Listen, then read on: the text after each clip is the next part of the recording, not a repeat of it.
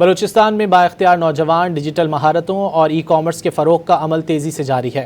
Balochistan socio economic development initiative کے تحت نوجوانوں کے لیے روزگار کے نئے مواقع سامنے آنے لگے۔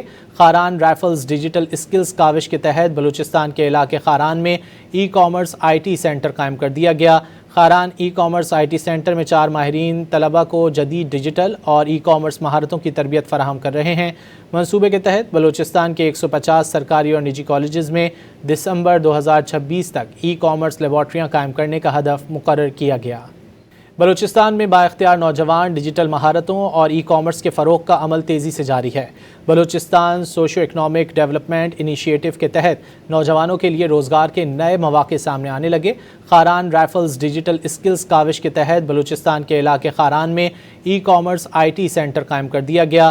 Kharan e commerce I T centre میں 4 ماہرین طلبہ کو جدید ڈیجیٹل اور ای کامرس مہارتوں کی تربیت فراہم کر رہے ہیں۔ منصوبے کے تحت بلوچستان کے 150 سرکاری اور نجی کالجز میں دسمبر 2026 تک ای کامرس لیبارٹریاں قائم کرنے کا ہدف مقرر کیا گیا۔